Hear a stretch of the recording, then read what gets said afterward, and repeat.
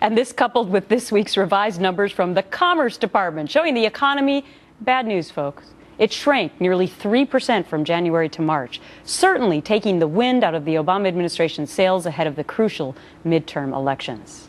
Time to bring in our debaters. Tony Sayegh, Republican campaign advisor and Fox News contributor. Bernard Whitman, former Bill Clinton pollster and Democratic strategist. All right, Bernard.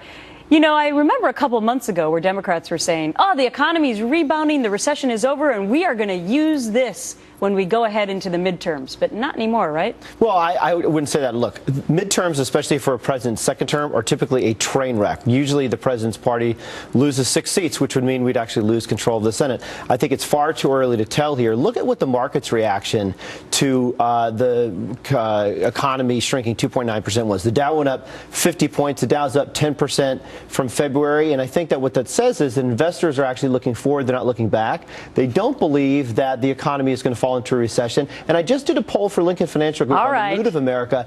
83% of Americans are optimistic about their financial future, which is the highest since we started conducting the survey 3 years ago. 60% think their financial future financial position is going to be better. He found the silver lining in that GDP number. Well, let's also realize that it's not the Lincoln Financial poll that's going to matter. It's the polls in Louisiana, North Carolina, Arkansas, Alaska, Colorado, West Virginia, South Dakota, and now let's add Michigan, New Hampshire, and of course, how many other states can you name? Well, these are the states that Democrats. These are the states that Democrats are likely to lose in the Senate as a result of a calamity of failure that we've seen. The people now believe is a result of the Obama administration. We've had 3 national polls in the last week, Gretchen. The NBC Wall Street Journal, the CBS New York Times, and the Fox poll. The president's numbers are in the low 40s. On the economy, an average of 54% disapprove. So you could find all the silver linings you may want. The people realize that even though Wall Street might be fine, Main Street still hurts. Well, that's very interesting because people do vote with their pocketbooks. Yes, they do. I mean, we've always said that for years and years and years. But what about this?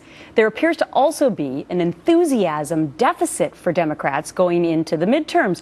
You know, that group, that core group that came out in 2008 and 2012 for President Obama, women, young people, Latinos, African Americans. Well, this enthusiasm gap shows that there's a deficit now. Only 68% of those enthused people feel like they're going to go out and vote. Here's what the president and the Democrats have to do. They have to remind each of these key groups exactly who has their back, not who's going to stab them in the back. And what do I mean by that?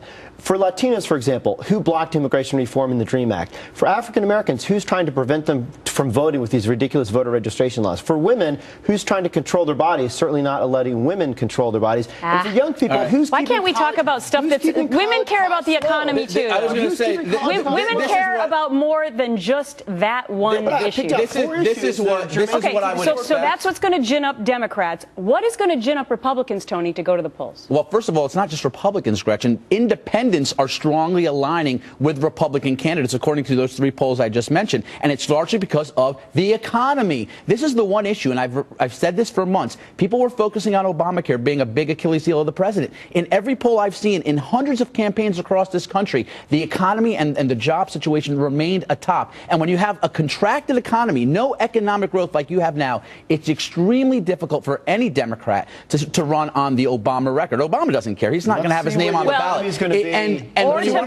Or to blame President Bush, because you can't blame. I haven't noticed that happening as much recently. Well, look, I mean, President Bush is not on the ballot. Obama's not on the ballot. The economy is on the ballot. And I think that if the markets are correct and if my polls are correct, it's going to show that people are going to look forward and believe that, in fact, the job situation is improving. The economy is continuing to expand. But they don't. The weather, by the way, the weather was a huge factor. We could all see that the economy was going to tank. Even Bloomberg News said you could blame the weather for a 0.5% drop, not a 2.9% drop. And back to enthusiasm, in the Fox poll, when generically tested, Republicans and Democrats fare even on the congressional ballot. When you put in the intensity factor, in other words, likely voters, Republicans get a double-digit lead. A lot of this is because of the economy. It's very interesting. We'll have to see which pollster is right, Tony or Bernard. All right, November will be here before we know it. Thanks, guys. Thanks, Gretchen.